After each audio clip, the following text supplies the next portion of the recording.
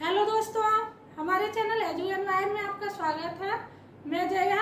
हम लोग प्राचीन भारत की सीरीज को कंटिन्यू कर रहे थे और इसी क्रम में हमने लास्ट वीडियो में देखा था बौद्ध धर्म का प्रथम खंड, और इस वीडियो में हम लोग द्वितीय खंड की चर्चा करेंगे। तो इस वीडियो में हम लोग चर्चा करने वाले हैं प्रमुख बौद्ध संगीतियों की, बौद्ध धर्म का विभाजन किस प्रकार से होता है तथा बौद्ध साहित्यों के बारे में, इन सबसे किस प्रकार से प्रश्न बनाए जाते हैं, उनकी चर्चा हम लोग यहाँ पर करेंगे। तो आइए देखते हैं, चैप्टर को शुरू करते हैं। सबसे पहले देखेंगे हम लोग बौद्ध संगीतियों को। इन बौद्ध संगीतियों के क्रम से संबंधित अवधि, शासनकाल, अध्यक्ष और इनमें क्या क्या घटनाएं घटित होती हैं, इन सबसे प्रश्न बनेंगे तथा बौद्ध धर्म का किस प्रकार से विभाजन होता है और बौद्ध साहित्यों के बारे में चर्चा करेंगे। तो सबसे पहले चर्चा करेंगे बौद्ध संगीतियों की। तो कुल मिलाकर 4 बौद्ध संगीतियों का आयोजन किया गया। इनमें से 3 बौद्ध संगीतियां जो हैं वो समझ लीजिए कि ये बिहार के क्षेत्रों में यानी मगध के क्षेत्रों में होती हैं, और एक बौद्ध संगीति जो है वो कनिष्क के समय में होती है, तो उसकी भी चर्चा करेंगे अभी। तो आइए पहले शुरू करते हैं इसको। कुल 4 बौद्ध संगीतियां हुई। इनकी अवधि क्या थी? तो प्रथम बौद्ध संगीति का आयोजन 483 ईसा पूर्व में किया गया। द्वितीय बौद्ध संगीति का आयोजन 383 ईसा पूर्व में। अब आप चाहें तो इसका पेयर बना लें और ये समझ लें कि इन दोनों के बीच में 100 साल का अंतर है। इसके बाद तृतीय बौद्ध संगीति का आयोजन 250 ईसा पूर्व में, और चौथी बौद्ध संगीति ईस्वी में की जाती है यानी 102 ईस्वी में। तो अगर यहाँ से प्रश्न बने कि कौन सी बौद्ध संगीति ईस्वी कालखंड में आयोजित हुई, तो चौथी बौद्ध संगीति।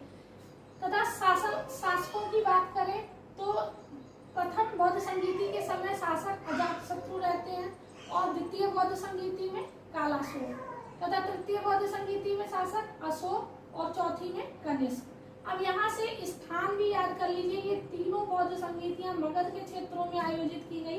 तो जो भी मगध की राजधानी थी उस समय, वही उन्हीं स्थानों पर इसको आयोजित किया गया।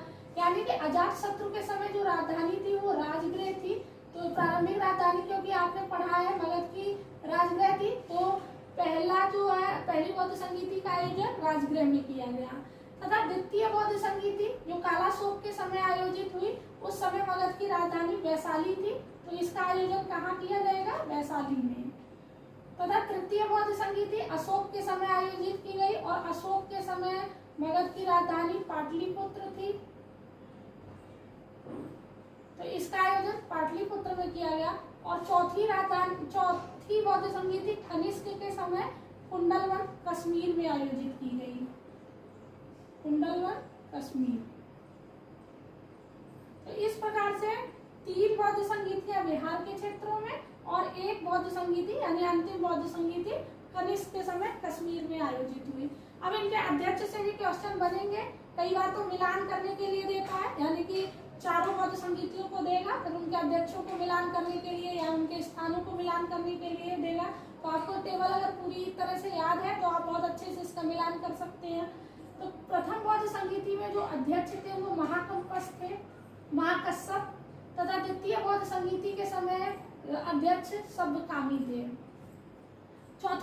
तृतीय बौद्ध संगीति जो अशोक के समय आयोजित की गई, इसके अध्यक्ष मोगलीपुत्र तिस्स थे, और चौथी बौद्ध संगीति के समय अध्यक्ष वसुमित्र थे। लेकिन कई बार इसके उपाध्यक्ष से भी क्वेश्चन पूछा गया है, तो यहाँ पे याद रखिए जो चौथी बौद्ध संगीति के समय उपाध्यक्ष थे वो कौन होते हैं?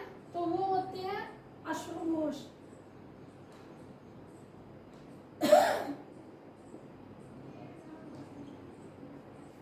अब इसमें क्या क्या घटनाएं घटित होती हैं?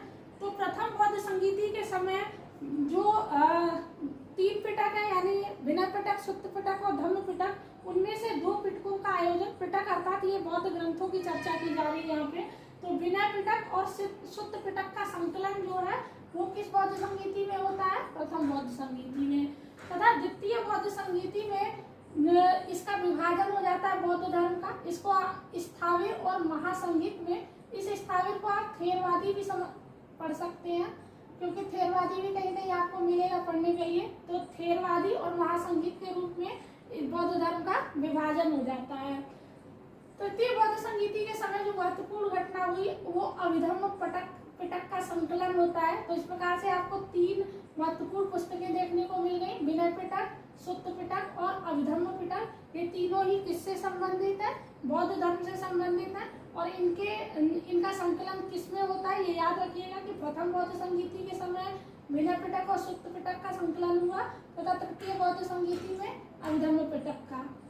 इस प्रकार से चौथी बौद्ध संगीति की तरफ आए तो चौथी बौद्ध संगीति जो कुंडलवन कश्मीर में आयोजित की गई थी, उसमें बौद्ध धर्म का विभाजन हीनयान और महायान के रूप में हो जाता है। तो ये जो स्थाविर और महासंगीत के रूप में आप विभाजन देखते हैं, ये बौद्ध धर्म का बहुत बड़ा विभाजन नहीं था। इस पूरी तरह से बौद्ध धर्म टूट नहीं गया था। लेकिन जब आप यहाँ पे चौथी बौद्ध संगीति में देखेंगे तो बौद्ध धर्म का पूर्णतः विभाजन हो जाता है, यानी ये हीनयान और महायान के रूप में जो है विभाजित हो जाता है। अब यहाँ पे हीनयान और महायान से क्या मतलब है, हीनयान और महायान में क्या अंतर है, उसे समझ लेते हैं। हीनयान वे हैं जो बौद्ध धर्म में किसी प्रकार की जो है नई चीजों को शामिल नहीं करते हैं। जिस प्रकार से बौद्ध धर्म गौतम बुद्ध के समय में चला आ रहा था और जिस प्रकार की चीजें उन्होंने बताई थी, उन्हीं चीजों को लेकर के आगे बढ़ने वाला धर्म जो था वो हीनयान कहलाता है।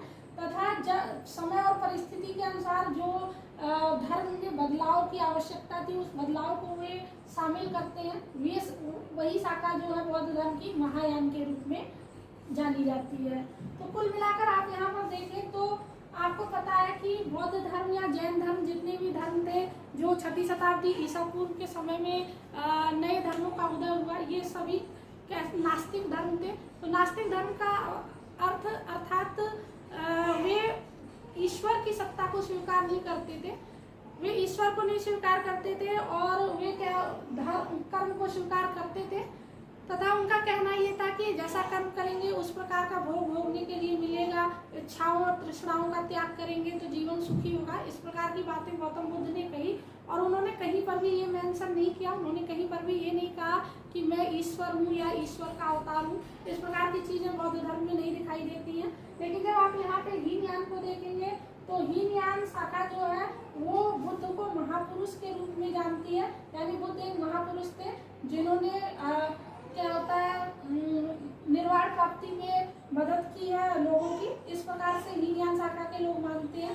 तथा महायान शाखा के लोग बुद्ध को देवता के रूप में पूजित करते हैं, यानी वो मूर्ति पूजक हो जाते हैं, जो कि बौद्ध धर्म में मना था। मूर्ति पूजा और इस प्रकार के आडंबरों से बचने के लिए ही बौद्ध धर्म की शुरुआत हुई थी, लेकिन महायान में इनको देवता के रूप में माना गया। इसके बाद जो हीनयान शाखा है इसमें बुद्ध को प्रतीकों के रूप में दर्शाया गया। आपने पिछले वीडियो में देखा था किस प्रकार से कमल को और अन्य चीजों को, जैसे स्तूप है तो उनकी मृत्यु का यानी निर्वाण का प्रतीक है, इस तरह की चीजें दिखाई जाती हैं। तो हीनयान शाखा जो है बुद्ध को प्रतीकों के रूप में दर्शाती है। लेकिन महायान शाखा में मूर्ति पूजा की जाती है, यानी बुद्ध का चित्र बनाया जाता है और उस चित्र को पूजित किया जाता है। इस प्रकार की व्यवस्था महायान शाखा में होती है। तथा हीनयान में आदर्श क्या है? हीनयान का अर्थ पद की प्राप्ति अर्थात निर्वाण की प्राप्ति और ज्ञान प्राप्त करके जो है निर्वाण की प्राप्ति ही इनका जो है अंतिम आधार है, यानी इनका जो मूल आधार है वो यही है। तथा महायान में आप देखेंगे तो महायान में बोधिसत्व की परिकल्पना मिलती है, यानी कि ये लोग कुछ जो प्रारंभिक बौद्ध धर्म था उससे हट करके मानते हैं बुद्ध को। तो आइए देखें बोधिसत्व क्या है, जिसकी चर्चा महायान में यहाँ पर की गई। तो बोधिसत्व एक महायान का आदर्श है बोधिसत्व, और ये मानते हैं कि बुद्ध वो करुणामय शक्ति थी जो कि स्वयं तो निर्वाण उन्होंने प्राप्त कर ही लिया था तथा अन्य लोगों को भी निर्वाण प्राप्ति में उन्होंने मदद की। इसी चीज को हम बोधिसत्व के नाम से जानते हैं। और अगर बोधिसत्व का संबंध पूछेगा किससे है, तो बोधिसत्व का संबंध बौद्ध धर्म की महायान शाखा से है। यहाँ पे एक और आप देख रहे हैं वज्रयान संप्रदाय, जिसकी चर्चा हमने यहाँ पे नहीं की है। ये वज्रयान संप्रदाय गौतम बुद्ध की मृत्यु के बाद इन बौद्ध संगीतियों के आयोजन के बहुत दिनों बाद एक समझ लीजिए आपकी गुप्त काल में आप देखेंगे कि एक और बौद्ध धर्म की शाखा जो है आती है प्रकाश में। तो ये 7वीं या 8वीं शताब्दी में वज्रयान नाम की एक शाखा बौद्ध धर्म में बनती है। तो ये क्या करते हैं, ये तंत्र मंत्र की साधना करते हैं। इसके बाद बात करें बौद्ध साहित्य की, तो देखेंगे कि सुत्त पिटक, विनय पिटक और अभिधम्म पिटक जो आप यहाँ पे देख रहे थे, ये विनय पिटक और सुत्त पिटक का संकलन तथा अभिधम्म पिटक का संकलन, ये प्रमुख बौद्ध साहित्य हैं। और यहाँ से क्वेश्चन बनेगा, एक तो यही बनता है कि कौन कौन से पिटक हैं, यानी कि ये मिलान करने के लिए भी दे देगा आपको कि निम्नलिखित में से कौन सा बौद्ध साहित्य से संबंधित है। दूसरा यहाँ से प्रश्न पूछेगा आपसे कि सुत्त पिटक में या विनय पिटक में या अभिधम्म पिटक में किस चीज की चर्चा की गई है। तो सुत्त पिटक जो है इसमें बौद्ध धर्म के सिद्धांतों की चर्चा है। तो यहाँ से आप देख लीजिए, यहाँ से सिद्धांत और यहाँ से सुत्त, तो ये आप शब्द मिलान करके भी इसको याद रख सकते हैं कि सुत्त पिटक में क्या दिए हुए हैं, बौद्ध धर्म के सिद्धांत।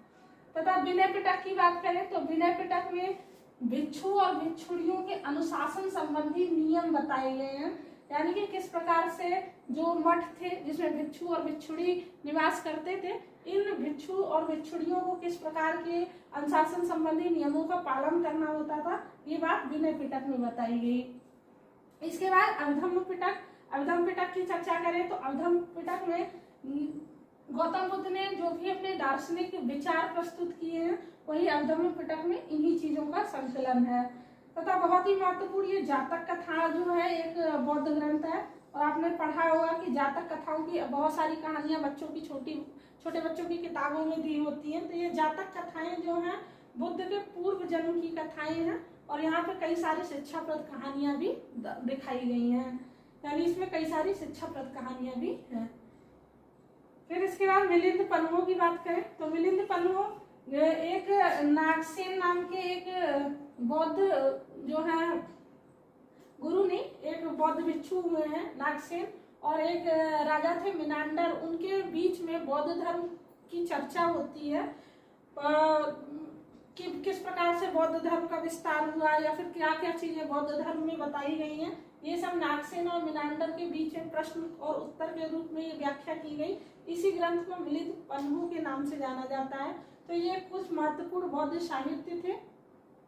अभी एक बार रिकॉल कर लेते हैं और देखते हैं अभी तक हमने क्या क्या पढ़ा है। तो हमने देखा अभी तक 4 बौद्ध संगीतियों के बारे में, कौन कौन सी बौद्ध संगीतियां हुई तथा किसके शासनकाल में, इसके अध्यक्ष कौन कौन थे और इसके अध्यक्ष के संबंध में, तथा ये कौन कौन से स्थानों पर हुई, इसमें क्या क्या विशेष घटनाएं हुई थी, ये सब चीजें हमने देखी। हीनयान और महायान में हमने अंतर देखा, तथा हमने क्या क्या देखा, बोधिसत्व किसे कहते हैं, ब्रजयान संप्रदाय तथा प्रमुख बौद्ध साहित्य। इस प्रकार से बौद्ध धर्म से जितने भी क्वेश्चन बन सकते थे वो मैंने पूरी कोशिश की है कि आपको समझाने की। ये चैप्टर फिलहाल खत्म हो गया है। अगर आपको कोई प्रॉब्लम होगी तो आप मुझे कमेंट करिएगा। अगर कोई चीज़ छूट गई हो तो प्लीज़ थोड़ा बुक का भी सहारा लीजिए, क्योंकि जब आप बुक से पढ़ेंगे तो आपका जो व्यू है और ब्रॉड होगा। बाकी आपको वीडियो अच्छा लगा हो तो इसे लाइक करें, चैनल को सब्सक्राइब करें। Thank you for watching.